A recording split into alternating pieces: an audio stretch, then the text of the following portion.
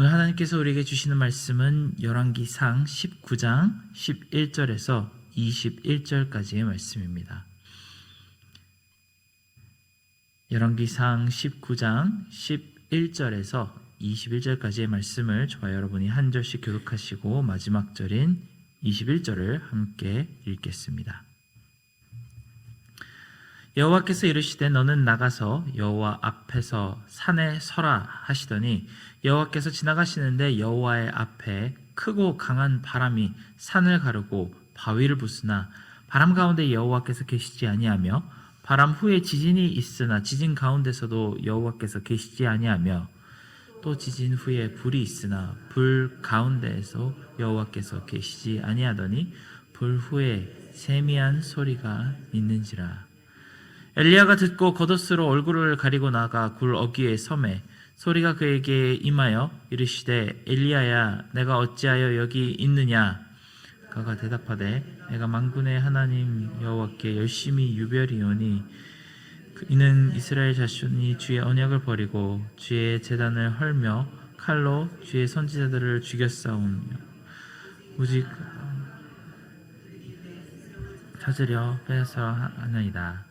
여호와께서 그에게 이르시되 너는 내 길을 돌이켜 광야를 통하여 다메섹에 가서 이르거든 하사엘에게 기름을 부어 아람의 왕이 되게 하고 너는 또 님시 아들 예후에게 기름을 부어 이스라엘의 왕이 되게 하고 또 아벨 무홀라 사밧의 아들 엘리사에게 기름을 부어 너를 대신하여 선지자가 되게 하라. 하사엘의 칼을 피하는 자를 예후가 죽일 것이요 예후의 칼을 피하는 자를 엘리사가 죽이리라. 그러나 내가 이스라엘 가운데 7,000명을 남기리니 다 바알에게 무릎을 꿇지 아니하고 다 바알에게 입 맞추지 아니한 자니라. 엘리야가 거기서 떠나 사밧의 아들 엘리사를 만나니 그가 12겨릿소를 앞세우고 밭을 가는데 자기는 12째 겨릿소와 함께 있더라. 엘리야가 그리로 건너가서 겉옷을 그의 위에 던졌더니 그가 소를 버리고 엘리야에게로 달려가서 이르되 청하건대 나를 내 부모와 입맞추게 하소서. 그리한 후에 내가 당신을 따르리이다. 엘리야가 그에게 이르되 돌아가라. 내가 내게 어떻게 행하였느냐 하니라. 엘리사가 그를 떠나 돌아가서 한 겨릿소를 가져다 잡고 소의 기구를 불살라 그 고기를 삶아 백성에게 주어 먹게 하고 일어나 엘리야를 따르며 수종 들었더라. 아멘. 오늘은 말씀 속에서 극심한 번아웃과 우울증을 겪고 있는 엘리야에게 하나님이 응답하시는 장면을 다루고 있습니다. 이 부분만 놓고 보자면 열왕기라는 역사 기록의 성격보다는 오히려 이사야서나 에스겔서 같은 선지서의 성격이 더 많이 드러납니다. 여호와 하나님의 신적인 계시가 직접적으로 나타나는 장면이 역사적인 기록에 담겨 있기 때문입니다. 하나님을 찾는 자에게 답을 주시는 하나님이 역사의 한 컷에 등장한다는 것이 정말 놀랍습니다. 엘리야가 하나님을 찾게 된 이유는 극심한 우울증과 번아웃 때문이었습니다. 이에 대해서는 사람들이 여러 가지 각도에서 그 이유를 찾고 있습니다. 어제 말씀을 통해서 들었던 것처럼 많은 사람들이 엘리야를 괴롭게 하였던 것도 있고 자신이 열조보다 낫지 않기 때문에 그에 대한 벽에 부딪혀서 그렇다고 해석할 수도 있을 것입니다. 물론 이런 많은 감정들이 그 마음을 사로잡고 있었을 것입니다. 그 중에 어제의 말씀과 오늘 본문에서 반복된 이사야의 말 속에 그 솔직한 심정이 담겨 있다는 것을 우리가 볼 수 있습니다. 오늘 말씀에는 14절입니다. 내가 만군의 하나님 여호와께 열심히 유별이하오니 이는 이스라엘 자손이 주의 언약을 버리고 주의 제단을 헐며 칼로 주의 선지자들을 죽였음이며 오직 나만 남았거늘 그들이 내 생명을 찾아 빼앗으려 하나이다. 우리가 가진 이 개역개정 성경에는 그 답변 속에 인과관계가 뚜렷하고 명확하게 나타나지 않습니다. 원어인 히브리어에서 적절하게 접속사를 뚜렷하게 쓰지 않았기 때문에 그렇게 번역을 했지만 반면 다른 번역본과 영어 성경을 보면은 그 인과관계를 어느 정도 설명해 줍니다. 가령 킹제임스 버전 성경에는 그 순서를 이렇게 설명합니다. 이스라엘 자손이 주의 언약을 버리고 악한 행동을 했기 때문에 내가 여호와를 유별날 열심으로 섬겼습니다. 하지만 지금은 오히려 상황이 더 나빠져서 다 죽고 나만 남았고 심지어 그들이 이제는 나까지 죽이려고 합니다. 라고 번역합니다. 열심히 일을 한 사람으로서 우리 모두는 공감할 만한 것이 있습니다. 바로 이 노력과 수고에 대한 결과와 열매를 보고 싶어 하는 마음이 있습니다. 그저 하루하루 월급이 입금이 되고 그 대가가 지불되는 것만 가지고는 일하는 사람이 만족을 하지 못합니다. 사람들은 그 자신이 열심히 일한 결과로 무언가가 달라지고 발전하는 모습을 보고 싶어하는 마음이 다 있습니다. 그것은 엘리야도 마찬가지였을 것입니다. 엘리야는 굶어 죽을까봐, 사랑하는 가족들을 부양하지 못할까봐, 아니면은 정당한 대우를 받지 못할까봐 이렇게 번아웃이 되고 우울증이 걸린 것이 아닙니다. 반면 자신이 아무리 수고하고 노력을 해도 바뀌는 것이 하나도 없기 때문에 극심한 우울증이 생기고 말았습니다. 특히 엘리야의 고백 중에서 눈에 들어오는 한 단어가 있습니다. 내가 열심히 유별하다는 말입니다. 맞습니다. 하나님을 포함해서 누구라도 엘리야에 대해서 이렇게 인정할 수밖에 없는 말입니다. 엘리야만큼 하나님께 열심히 유별했던 사람을 아마 성경 전체를 뒤져보아도 찾을 수 있는 인물이 손에 꼽을 것입니다. 그는 이런 말을 할 자격이 있습니다. 하지만 결국 달라진 것이 아무것도 없습니다. 그 갈멜산 위에서 수백 명의 우상 숭배자들과 겨루어 이겨도 소용이 없었습니다. 불기둥 앞에 이스라엘 백성들을 다 무릎을 꿇려도 그때뿐이고 근본적으로는 달라지는 것이 하나도 없었습니다. 손바닥만한 구름이 커다란 비가 되어서 여호와 하나님께서, 바알이 아닌 여호와 하나님께서 비를 내리시는 분이라고 보여주어도 아합 왕이 놀라며 두려워하는 것은 아주 잠시뿐이고 또다시 이세벨 왕비의 말을 하나님보다 더 신뢰하고 따릅니다. 이미 할 수 있는 것을 다 했는데도 전혀 상황이 나아지는 것이 없습니다. 오히려 더 나빠집니다. 그러니 엘리야의 마음속에 깊은 좌절이 생기는 것은 당연합니다. 우리 시대의 기독교인들이 느끼는 무력감과 피로감이 오늘 말씀 속에 담긴 엘리야 선지자의 좌절과 맞닿은 부분이 참 많습니다. 특히 코로나 팬데믹 전후로 우리는 교계나 사회 전반에서 좋은 소식을 들은 기억이 별로 없습니다. 젊은이들은 점점 교회를 떠나고 문 닫는 교회들이 많아지고 기성세대가 튼튼히 버티던 그 무게를 나약한 다음 세대가 이어받아 가려는 의지를 보이지 않습니다. 이런 일이 일어나는 게 이제까지 사역을, 하나님의 일을 열심히 하지 않아서 일어나는 일일까요? 그렇지 않습니다. 이전에 어떤 세대들보다도 훨씬 더 힘들게 일을 했고 많은 발전을 이루었습니다. 교회사에도 한 획을 그을 만큼 큰 일들이 많이 있었고 또 정말로 주를 향한 열심이 특심이었다고 할 만한 여러 가지 노력을 이 세대가 했습니다. 하지만 무언가 전체적으로 볼 때 내리막길로 흘러가는 것을 막기에는 역부족인 것처럼 느껴질 때가 종종 있습니다. 이제 더 이상 무엇을 해야 이 상황에 반전을 줄 수 있을까요? 어떻게 하면 새로운 부흥과 새로운 상승세를 불러올 수 있을까 고민을 많이 해보아도 아무것도 떠오르는 것이 없을 때 바로 엘리야가 겪었던 깊은 우울감과 무기력증이 우리 마음속에서도 서서히 고개를 드는 것을 찾아볼 수 있습니다. 오늘 말씀으로 다시 되돌아가 보자면 의아한 점이 하나 있습니다. 하나님은 이미 말씀을, 대답을 하실 것을 준비하셨습니다. 앞으로 어떤 사람을 세울지 다 계획을 가지고 계셨고 이 끔찍한 우상 숭배에 빠진 이스라엘과 왕가를 어떤 방식으로 심판하실지에 대한 앞날을 전부 설계를 하셨습니다. 그런데 왜 하나님은 똑같은 질문과 대답을 두 번이나 반복하게 하시며 그 중간에 지진과 폭풍과 불길을 보여주셨을까요? 그리고 왜 그 놀라운 자연 현상 속에서 하나님의 임재가 없었던 것을 경험하게 하셨을까요? 참 의아한 일입니다. 많은 신학자들과 성서 연구가들은 제각기 다른 해석들을 이 장면을 놓고 내어놓습니다. 생명의 삶에 나온 해석을 보면 이런 일들은 날씨와 풍요를 관장한다고 알려진 바알 신이 아닌 여호와 하나님이 하시는 일이며 그 우상을 이기신 하나님의 능력을 나타낸다고 합니다.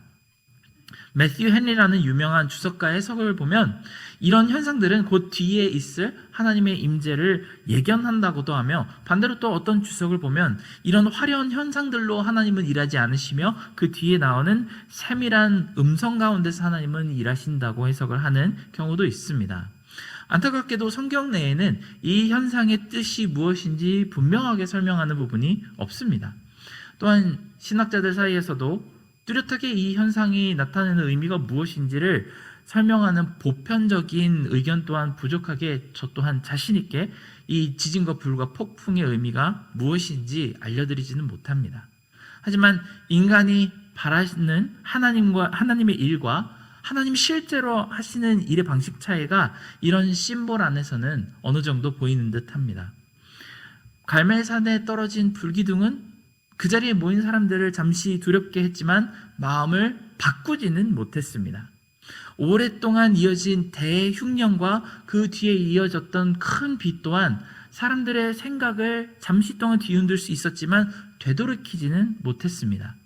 엘리야의 놀라운 사역도 그들의 마음을 바꿀 수는 없었고, 여기저기 숨어서 각자의 방식으로 사역하던 다른 선지자들도 이스라엘을 회개하게 하지는 못했습니다. 마치 커다란 불과 지진과 바람이 하나님이 일으키신 일인 것은 맞지만 그 안에 진정한 임재가 없었던 것과 비슷합니다. 여기서 예수님의 말씀이 잠시 떠오르지 않을 수 없습니다. 주님께서 가버나움과 벳세다를 보시며 이렇게 많은 기적과 이사를 두로와 시돈에게 행하였으면 그들은 이미 울며 회개했을 것이라고 소돔 땅이 너희보다 구원받기 쉬웠겠다며 한탄하신 적이 있습니다. 예수님이 아마 가버나움과 벳세다에서 수백 명에 달하는 사람들의 병을 고쳐주시고 귀신을 쫓아주시며 수없이 많은 기적을 베풀어 주셨습니다만 사람들은 그때 잠시 깜짝 놀라고 신기해하며 박수를 쳤을 뿐 정작 마음은 변하지 않았습니다. 주님께서 답답하신 마음에 이런 말씀을 하셔야 될 정도로 그런 변화가 없었습니다. 그러나 우리는 이미 신약 성경을 통해 잘 알고 있습니다. 애초에 하나님은 기적과 이사로 하늘과 땅이 뒤집어질 만한 놀라운 현상으로는 사람의 마음을 돌이키실 계획이 아니었습니다. 진정으로 하나님이 준비하신 구원의 방법은 다른 곳에 있었습니다. 다시 엘리야에게로 돌아와서 그 화려하지만 임재감 없는 현상 뒤에 하나님은 세밀한 목소리로 앞의 계획을 말씀하십니다. 많이들 이 세밀한 음성 안에 하나님의 진심이 담겨 있다고 하는데, 사실 저도 궁금해서 성경을 여러 언어로 꼼꼼히 살펴보았지만 이 세밀한 음성에 여호와가 계시더라라는 반전이 없었습니다. 그리고 우리는 이 말씀 속에서 계속 읽어가 나가면서 보겠지만 엘리야가 기름을 부을 하사엘에게도 예후에게도 이스라엘의 구원은 없습니다. 엘리사 또한 안타깝지만 엘리야와 비슷하게 어렵고 힘들고 외로운 싸움을 계속 싸우되 결국에 이스라엘의 멸망을 막지는 못합니다. 성경을 읽어나가는 우리에게 이 허탈한 끝은 정말 큰 질문을 마음속에 갖게 할 수밖에 없습니다. 도대체 이들의 사역이 무슨 의미가 있었을까요? 이렇게 열심히 이스라엘을 구원해보려고 동분서주하고 하늘을 가르고 땅을 흔들며 능력 있는 사역을 했지만 끝내 이스라엘이 멸망하는 것을 구하지는 못했습니다. 그렇다면 왜 하나님은 그들을 보내셔서 온 나라에 가득한 그 악에 맞서 싸우게 하시며 이 어려운 사역을 감당하게 하신 걸까요? 하나님은 정말 아무런 소득이 없는 일을 이 종들에게 맡기신 것일까요? 그럴 리가 없습니다. 하나님은 전능의 주이시고 지혜의 왕이시기 때문입니다. 엘리야는 아마 불병거를 타고 올라가는 그 순간까지도 자기가 지금까지 했던 사역의 의미를 완전히 잘 이해하지 못했을 것이 분명합니다. 그것은 엘리사도 마찬가지일 것이고 그 뒤에 나오는 모든 선지자들이 다 같았습니다. 구약의 맨 마지막에 나오는 말라기 선지자까지 이 거대한 그림의 한 조각 퍼즐로서 도무지 이해할 수 없는 색깔의 삶과 사역을 하다가 이 세상의 시간을 마무리했을 것입니다. 그런데 결국 수백 년의 시간이 지나고 예수 그리스도께서 이 땅에 오신 그 순간부터 십자가에 돌아가시고 부활하시고 승천하시는 이 33년의 짧은 시간 동안에 그 전에 있었던 모든 사역자가 감당했던 그 고된 사역의 의미가 찬란한 광채를 가지고 드러났습니다. 바로 이 선지자들은 메시아이신 성자 하나님이 범우주적인 구원을 수행하시는데 준비하는 역할을 감당했습니다. 여러분도 한 번쯤은 그림 퍼즐을 맞춰보신 적이 있을 것입니다. 각각의 조각은 그거 하나만 딱 떼어놓고 보자면 도대체 이게 무슨 그림의 일부인지 알 수가 없습니다. 저도 옛날에 대학 때 친구들과 5,000피스짜리 퍼즐을 한번 맞춰본 적이 있습니다. 그런데 한 조각의 퍼즐이 괴상한 모양의 점이 찍혀있는 누리끼리한 조각이 하나가 있었습니다. 아무리 봐도 이것만 놓고 볼 때는 이게 무슨 조각인지 알 수가 없었죠. 그런데 퍼즐을 다 맞춰보니까 그 조각은 무려 다빈치가 그린 최후의 만찬이라는 그림 속에 새 언약의 떡과 포도주를 바라보시는 예수님의 눈이었습니다. 만약 이 조각이 없었다면 어땠을까요? 조각이 5,000개나 되는데 그 중에 하나쯤 없어도 이 그림은 괜찮지 않았을까요? 근데 전혀 그럴 리가 없습니다. 이 조각이 없으면 전체 그림이 가진 아주 중요하고 귀중한 메시지를 전달하지를 못합니다. 사랑하는 성도 여러분, 우리는 각자가 이 시대의 바알 앞에 무릎 꿇지 않은 7,000명 중 한 사람입니다. 그런데 종종 보면 우리가 하는 사역과 우리의 일과 그리고 우리의 삶이 대체 하나님 나라라는 거대한 이 엔티티 앞에서 무슨 역할을 하고 있는지 전혀 감이 안 올 때가 많습니다. 유난히 바쁘고 지치는 한 주를 보내고 나서 주일마저도 하루 종일 교회 사역을 하고 집에 돌아오면 젖은 수건처럼 이렇게 늘어져서 이게 다 무슨 의미가 있을까 하는 생각이 들 때가 있습니다. 저도 그런 때가 있습니다. 이렇게 한다고 교회가 갑자기 부흥을 할까? 다음 세대가 이렇게 한다고 살아날까? 죄인들이 회개를 할까? 이 뉴욕 땅이 정말 나의 노력과 수고로 인해서 변화할까? 하는 그런 확신이 없는 생각이 들 때가 있습니다. 실제로 그냥 한 번의 해프닝으로 지나쳐버리는 그런 이벤트들과 사람의 일들이 참 더 많습니다. 그런데 엄밀히 말해서 우리는 이 교회의 부흥과 다음 세대의 계몽을 위해서 애쓰고 사역하고 있는 것이 아닙니다. 그것은 사실 우리의 바람일 뿐이죠. 그럼 우린 뭘 위해 밤낮으로 수고하며 애쓰고 하나님을 향한 열심과 특심으로 이렇게 사역하고 있는 것일까요? 그것은 구약의 선지자들 그리고 그때 바알 신상의 앞에 무릎 꿇지 않은 사람들의 일과 똑같은 일을 우리는 수행하고 있습니다. 바로 예수 그리스도가 오심을 준비하기 위해서 일하고 있습니다. 그때는 구약 선지자들이 처음 오시는 주님을 준비하며 일을 했고 우리는 다시 오시는 예수님을 위해 일을 하고 있을 뿐입니다. 우리가 오늘 하는 사역과 일과 우리의 삶의 재산은 도무지 어떤 방식으로 천국의 영광을 위해서 쓰여질지 우리 지금의 시점으로서는 우리의 시각으로서는 전혀 알 수 있는 방법이 없습니다. 하지만 한 가지는 확실합니다. 여러분이라는 한 조각이 없다면 이 찬란하고 영광스러운 구원사라는 그림은 완성될 수가 없습니다. 하나님은 하나님의 영광을 위해서 우리를 아주 소중하게 그 독특한 컬러로 채색을 하시며 온 힘을 다해 그 마지막 날까지 지키신다는 사실을 믿으시기 바랍니다. 그렇기에 우리가 끝까지 우리 삶의, 우리의 사역의 목표와 목적을 잘 이해하지 못하더라도 하나님의 일을 위해서 쓰시는 우리는 우리가 쓰러질 때마다 다시 일어날 수 있는 힘을 얻게 하시는 하나님을 바라보며 우리가 항상 기도하기를 원합니다. 우리 함께 이 기도 제목을 놓고 같이 기도하도록 하겠습니다.